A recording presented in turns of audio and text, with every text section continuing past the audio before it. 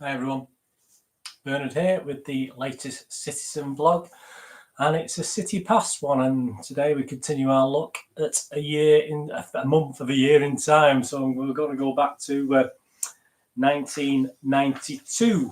Remember what you do if you're any old buggers like me are around in 1992. Obviously some of you watching this probably weren't around in 1992, but we're going to have a look at the month of March 1992. We'll get on to City in a minute. I mean, I was 32 at the time. I've got two girls and a lad. My lad Mark had begun to come to the games with me. He was born in 1983, so he was 8 or 9 years old. I think I was taking him from about 6 years old, and his eldest sister and obviously his youngest sister also came to games with me. But it was a time when I do remember some significance to me, because obviously he went to his first City United derby at Old Trafford in 1992. So in April, we're not covering that unfortunately this month. We just get to the game before it, believe it or not. But yeah, that was his first visit to Old Trafford in the scoreboard end paddock, which were obviously we couldn't get tickets for the City part, but there was hundreds of City fans in there that day. It was the last year of the Stretford end, and it was quite funny because all the blue balloons were going over to the Stretford end, floating over from the Stretford end paddock. Sorry, not the scoreboard paddock, Stretford end paddock.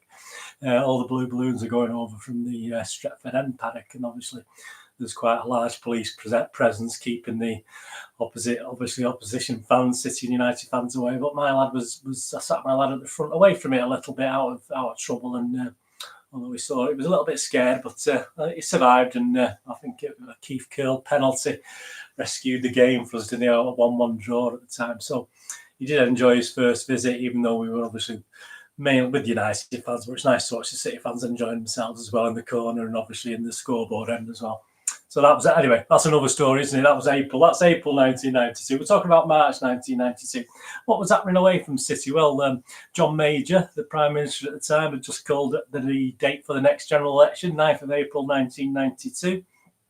Buckingham Palace, during March, announced that the Duke and Duchess of York were to separate after 6 years of marriage. Oh, that's a shame, isn't it? Things never changed, did they, really?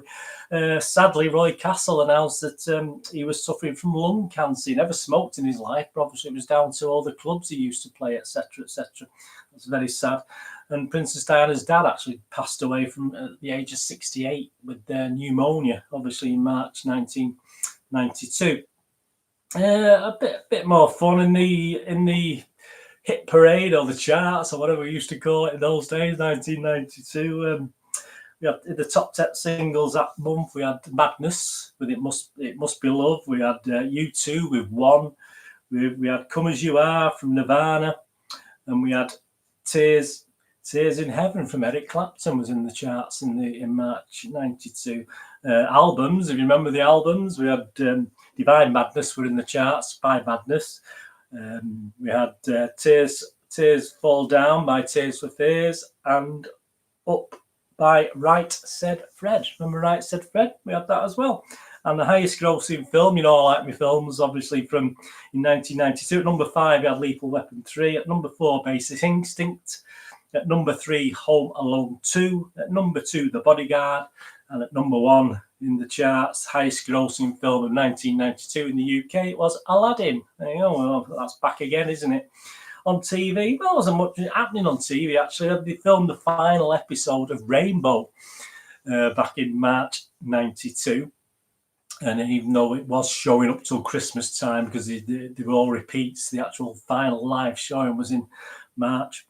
And someone called Amanda Normansell won the 3rd series of Stars in Their Eyes. Remember that? They used to pretend to be other singers. I think she was Patsy Cline. I think she won that. So if you remember Stars in Their Eyes, that was what was happening then. Anyway, that was them. Where was I working? I can't even remember now. I think I was working at Smithfield Market at the time, still in the 1992 around there. So I might be wrong, but I think I was. Might just be on the verge of leaving, but I was there, I think. So anyway, the 1991-92 season, we had obviously manager Peter Reid in charge. We'd actually smashed the transfer record we mentioned him just a moment ago, for Mr. Keith Curl, £2.5 million. There's another player we got just before the March month, which I'll tell you about in a minute. And we also got Steve McMahon in December time of that year as well. So, and City were actually, again, doing quite well. I mean, unfortunately out of the cups, but we're still doing pretty well in the league. And with the aid of various scrapbooks this week, not just programmes, we got some scrapbook information this week. Let's have a look at March, Manchester City's March 1992. Right, there we go. Well, we're going to start with Keith Curle, aren't we? There, I mean, in February there was a few problems with City. Sam Ellis, who was Reed's assistant, apparently used to rub the players up quite badly. So there was rumours of discontent. The club obviously denied this, but players like Curle, I mean, you've got this here. That was obviously a positive thing about him being the speed merchant, etc. But you look over things like this: Blue Stars blast over leaving slur. Manchester City's keeper Keith Curle and his wife Geraldine are shocked and distressed following reports that they want to return to London. So rumours were abound that there was problems in the camp, and if you're looking even further to that, you've actually got people like Steve Redmond. Yeah, Reed puts £1 million price tag on Redmond. Steve can go. I feel I am being made a scapegoat. Dropped. Redmond seeks Reed meeting. So, you know, Quinn, no way Niall will go, say Swales. I mean, Quinn was hinted at going to Milan. Italian giants AC Milan would have to shatter the British transfer record of 5.5 million to prize striker Niall Quinn, not Neil Quinn, that's his brother, from Manchester City, writes Paul Hinds. So there was a real lot of disruption, and you know, whether this was Ellis defined or some other reason, I'm not too sure. But obviously, a lot of disgruntled things going on. We'd actually finished February. We actually played Aston Villa in a home league match to finish February off, and actually a comfortable 2-0 win against Aston Villa, and it actually left City third in Division 1. So, unfortunately, we're a little bit behind. I mean, we had an outside chance of the title. We were 9 points behind United and played a game more, and we were 8 points behind Leeds United. So, obviously, they were fighting out at the top. So, although we still did have an outside chance, obviously, Europe was still a potential thing that we could have done. So, obviously, we beat Villa 2-0, and we ended up, our next game was Queen's Park Rangers away on the 7th of March 1992, and got Dave Sexton there was the Queen's Park Rangers manager. And if you look at the table there, City are actually sitting third. There's the table as it stands. So I'll give you a bit closer up of that. So United top, as you can see, played a game less than City, but obviously they had 9 points advantage over us, and obviously, but they were only a point ahead of Leeds, so things were quite tight at the top between Leeds and Manchester United. But no, City were up there in third, so we were doing pretty well in that. So we had a trip to Loftus Road. I mean, how were Queen's Park Rangers doing? I mean, Queen's Park Rangers were way down in the league there. If you look at the league, they were really struggling, Queen's Park Rangers. So, you know, City, I mean, we've talked about this before, haven't we, with the City's away form. It's never been overly fantastic. So we went to QPR, and here we go. Oh, before us in there at QPR, yeah, we'd actually signed Fitzroy Simpson as well. Simpson swooped by the Blues. So we'd actually got City's new signing, fits the bill. Fitzroy Simpson breathed unheld into Main Road this week and readily talks about a subject that is strictly taboo for most players, the league championship. So, yeah, so we'd added Fitzroy Simpson, if you remember Fitzroy Simpson, to the team. And so we went to QPR, and look at that. I mean, look at that result there. QPR 4, City 0. Absolute disaster for City, wasn't it? I mean, that was so unexpected. QPR were 14th, as I said, City were third. And Dave Sexton was obviously the manager. So we've got further to that. Peter Reid's view of the game. So the stats there. Peter Reid's view. From my point of view, it was an unacceptable performance. We were second best in every department, and the players have been left in no doubt about my feelings. So that was a shocking result, really. If you look at the form guide of the City team, Colton 7, Hill 5, Poynton 5, Reed 6, Curl 6, Brightwell 5, White 5, Sharon 6, Quinn 5, McMahon 6, Heath 7. and Fitzroy Simpson was a sub that day, so he did manage to get on and got a 5 out of 10 for being a sub. So not great. Attendance 10,779. Man of the match went to Ray Wilkins there of QPR. I mean, there's an image of Ray Wilkins. Some great images there, isn't there? Tony Colton, can't prevent Les Ferdinand there. Niall Quinn. Great maroon kit. I mean, we all love this maroon kit, don't we? City's Andy Hill and Mike Sherrin. I mean, not a lot of people might have forgot about Andy Hill. All the results there, FA Cup 6 round that day as well. Portsmouth 1, Forest 0, Southampton 0, Norwich 0. All the other Division 1 results. Leeds. So how did Leeds do, or United? Were they playing? Yeah, Leeds won away at Tottenham, so that was a good win for them. It doesn't look as though United were playing. I think they probably were in there. I'm not sure they were in the cup, but United weren't playing that day. So it wasn't the greatest result, was it, for City? QPR 4, Manchester City 0. And at this stage, we'd actually went out and actually got a loan deal for a certain gentleman called Michael Vonk. I mean, you remember Michael Vonk? City went out and got a loan deal for him. So obviously that dropped us down a little. I think that dropped us down a place in the league. And then we had a televised match coming up. We had a televised match against Southampton, which was televised on ITV on the 15th of March 1992. Look at the kickoff time, 3:25 p.m. Obviously the City programme, £1.20. The opposition, Alan Shearer, a young Alan Shearer with hair there, opposite view. 16 days left before the March discount, so you got all your season ticket prices there for the various stands, and you can get the discount if you bought it before a certain date. So we were still we did quite well for selling season tickets. We had look at this microwave combined cooker microwave from obviously brother there, so that brings back some good memories. And there we go, the new Platt Lane was being sorted. So there's the sort of artist's impression. Most people like me were a bit unimpressed with how it did turn out. That thing. Some nice pen pictures, as I said, with signed Steve McMahon in the December. That's a great picture. You know me and my anime. I'm not a great fan of the drawings of players from the new City programs, but that looks really good. I mean, Southampton, you got people like Tim Flowers in goal, as well as Alan Shearer, Terry Horlock, Ian Dowie, Neil Ruddock. So I suppose after a 4-0 win, defeat against QPR, I mean, to play Southampton wasn't too bad, was it? I mean, it's probably a good team to play. Well, there we go. City 0, Southampton 1. City 0, Southampton 1. Absolutely shock horror. I mean, don't forget, this is City that was third. I mean, this is unknown. Southampton were 19th in the first division.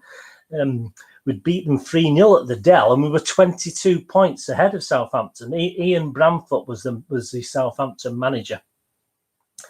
So it was absolutely carnage. I mean, we've got a picture of Mike Sherrin taking a shot. That's a picture of the programme we've just seen, some action pictures there. And here we go, says Peter Reid. Second best is no use. We didn't get the bounce of the ball when we needed it, and the 2 shots cleared off the line with their keeper beaten. But I'm not about to make excuses. Well, let's bring on the excuses. Let's look at the form. Colton 7, Hill 6, Poynton 7, Reid 5, Curl 6, Brightwell 6, White 6, Sherrin 8, Quinn 6, McMahon 5, Hughes 6 on the subs, Ian Brightwell 6, Simpson 6. Man of the match, Mike Sherrin. So, I mean, obviously the City, I think that's the City man of the match. A crowd of 24,265 in front, and plus millions on television. As I said, it was on ITV. Absolutely so depressing to watch City go down in that game. And obviously the outside challenge of the league titles was falling apart. There's some great images there. Tim Flowers, Alan Shearer again, Matthew Letitia there. And there's old Fitzroy Simpson who just it. This is from the Times. This was like we're used to stats now, aren't we? This was quite good. The Times used to do a stat thing. That was always good to look at in the Times. It's interesting because they didn't really do that sort of thing. So that was pretty depressing there. City 0 Southampton 1, an absolute disaster in front of the million. It's typical City at the time. I think at one stage when we used to play on telly, I don't think we ever won games. I think we were absolutely terrible. So that dropped us to 4th. And then the next trip, it wasn't going to be an easy one. The next trip was to, all right, they weren't having a great season, but would have been to Nottingham Forest, who were actually sitting 11th in the league. So that was the next trip we had, away match at Forest, which was never going to be easy. There's a nice picture of Stuart Pearce there in his Forest days.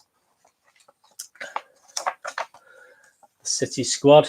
So that was the City squad, obviously taken early in the season. So there'll be a couple of additions to that have not gone onto the photograph. Yeah, so a trip to Nottingham Forest, who had players obviously like Stuart Pearce, Des Walker, Roy Keane, Gary Crosby, Nigel Clough, Teddy Sheringham. So they weren't a bad team, Notts Forest. And I suppose if we could, it wasn't the greatest place to go after we'd just been beaten at home by Southampton. So how did it pan out? Well, look at this: Nottingham Forest 2, Manchester City 0. So another defeat. I mean, this is getting worse and worse by the day, isn't it? I mean, we've already dropped to 4th, and now we've suffered another defeat. Curl had done his hamstring. He'd injured his hamstring in the game. I believe Colton was out injured. We had Margetson. Margetson went in goal because Colton was injured. So if you look at the form guide, Margetson 7, Hill 6, Ian Brightwell 7, Reed 7, Curl 6, Redmond 7, White 6, Sharon 8, Quinn 6, McMahon 7, Simpson 7, Vonk 7, so obviously Vonk's there, and 6 for Clark. So I have to assume that's Wayne Clark. I mean, I've not, I can't think of another Clark that played for City. I may be wrong there, I'm not too sure. But there you go, some action. Quinn there in action against Nottingham Forest. Some more pictures. Clough guns for Europe, so he's hoping. Obviously, Brian Clough thinking he'll get back into Europe there. Colton and Curl must check out. So obviously, we're gonna, out of injury, they're gonna check out of the England squad at the time. There's a list of the attendances there, and I think City are probably at about 5th to 6th, 28,000 average crowd in the attendances. So that left City back down in 5th place. So City moved down to 5th now. So we started the month in 3rd and moved down to 5th, and we've not scored a goal for 2 or 3 games, have we? Niall Quinn, I keep saying Neil, sorry, with Darren Vassell. Great action picture of Mick Sherron there, Mick Sherron, and there's an old cover from an old program with Nottingham Forest. Apparently City played quite well, but obviously it moved us down to 5th in the league. We'd lost, obviously, Keith Curl now. So things weren't looking good for City with him. Obviously, you want a nice, easy game next, don't you? Nice, easy game to play. And at least we've got a home game. It wasn't too bad, but it was going to be with Chelsea. We're going to play City and Chelsea on the 28th of March, 1992, kick-off 3 p.m. Chelsea would play in this wonderful red and white kit. I don't know if you remember that at all. Dennis Wise there in the Chelsea team. In charge, Ian Porterfield. So obviously, I remember him from his Sunderland days, Ian Porterfield. Off the park, City were bragging that we had the cheapest season tickets. So obviously, good things on the Arsenal, the most expensive to City right at the bottom. And that's for the terraces, and for the season tickets for sitting down. Again, Arsenal right at the top and City 3rd from bottom. So we weren't at the bottom, we weren't the best on the seating side, but we certainly were on the terraces. Nice little pen picture of Fitzroy Simpson there. And Chelsea, well, yeah, I mean, Dave Besant, Frank Sinclair, Vinnie Jones, Jason Cundy, Graham Lasso, Kerry Dixon, Tony Cascarino. So not a bad team, Chelsea. They had a pretty good team at the time, Chelsea. And I think they were coming to us. They were 11th in the league then. They'd replaced Nottingham Forest, had gone up above them. They'd gone to 11th. So City started this game in 5th place. So there we go, a 0-0 draw. Manchester City 0, Chelsea 0. So not very impressive at all. Chelsea would have been happy with that. There's the stats thing again. White's hell. Flying winger Dave White has had 3 scoring chances and missed them all. So again, we should have perhaps won the game, but we didn't. So again, a bit disappointing. There's more pen pictures there. There's that great kit, the red and white kit there. There's David White in action. That's great. Steve McMahon. There's Dave Besant. Obviously, there's the 2 teams of the day. So Mark Brennan. Remember Mark Brennan? And Michel Vonk, apparently on the basis of this performance, Peter Reid was willing to pay I think it was £500,000 fee to sign him on because he'd made a good start for City. But again, some good action picture. And that's a good picture of the red and white Chelsea thing there. City set to strike out of Europe. So, yeah, I mean, the European, even never mind the title, even our European hopes were dwindling and City dropped to 6th in the league. Some more pictures there's Ian Brightwell with against the Chelsea playing. And there's a form guide: Colton 7, Hill 7, Poynton 7, Brightwell 8, Vonk 8, Redmond 7, White 7, Sharon 7, Brennan 6, Simpson 7, McMahon 9 out of 10, a masterful performance. Clark 6 out of 10. So rating-wise, the players did really well. But, I mean, at the end of the day, we got away with a 0-0. And even Mr. Ian Brightwell even punched Vinnie Jones in the back. And he was surprised he wasn't sent off. I was surprised Vinnie Jones didn't retaliate and kick his head in, to be honest with you, based on that. And there's some more pictures from the next thing we're going to look at is Adrian Heath. And that was Adrian Heath leaving the club. So on top of us going now, what is it? 1, 2, 4 games without scoring a goal, Adrian Heath is on his way. Now let's be honest about it. There's some he wasn't happy with how it was appreciated at City. Niall Quinn used to compliment Adrian Heath and said it wouldn't be the same to him scoring all his goals if Adrian Heath hadn't been there. But obviously Adrian Heath revealed his 2-year main road nightmare. He did so after joining 3rd Division pace setter Stoke. So he went from the 1st Division to joining Stoke. So that was bye-bye Adrian Heath. And that was the end of March. But the thing is, because obviously it's only 4 games in March, what I'm going to do is look at the first game of April as well, which was a home game against Leeds. So if you think about it, Leeds were challenging for the title, weren't they, with United? So there's with Howard Wilkinson, the manager. Another nice image of Fitzroy sitting there. You can stick these things on the wall, can't you? With the programmes nowadays, you can't do things like that, can you? Because they don't go on the wall. And if you look at the league tables, obviously United now 3 games in hand over Leeds, and they're still a point ahead. So Leeds had to get something, otherwise United were going to win this league. And we're playing Leeds. I mean, City down in 6th, so even though we look quite comfortable, that's not going to get us into Europe, unfortunately. So we've got Leeds United to play. I mean, will we do United a favour? That's the thing. I mean, they never do us any favours, do they? Let's be honest about it. Will we do them a favour by beating them? And look at this. Manchester City 4, Leeds United 0. Absolutely unbelievable. City rout Leeds to keep Ferguson out in front. I mean, Ferguson wasn't at Main Road, but guess who his second in command was?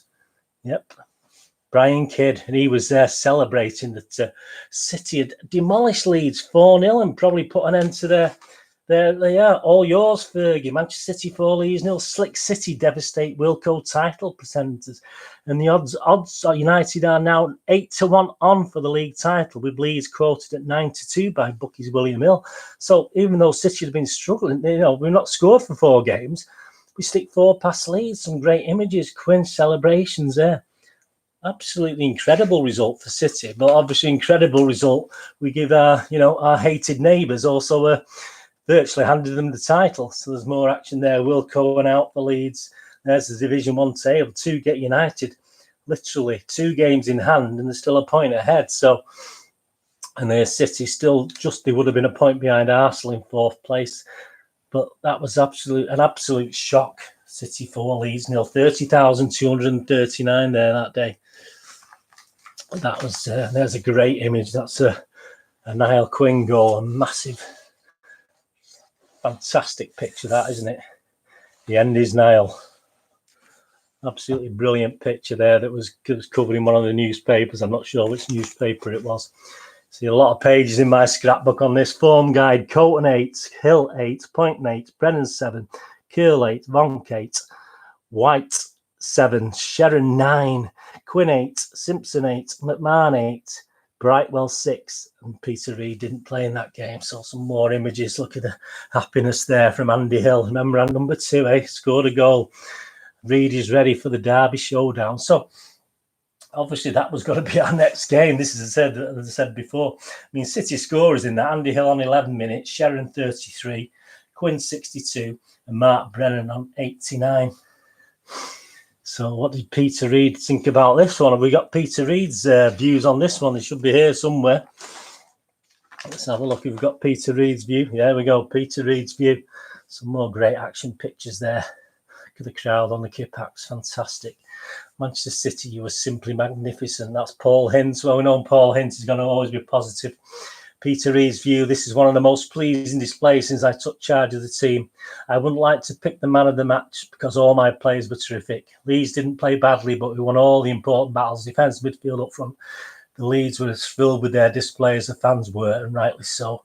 They will be itching to get at Manchester United after that. And yes, we did have our next game is going to be Manchester United at Old Trafford, which, as I said, was the debut of my son, a game at Old Trafford. Anyway, he'd obviously been to Derby's at Main Road. Anyway, that's the end of that. So there you go. March 1992 started off with so much to hope for.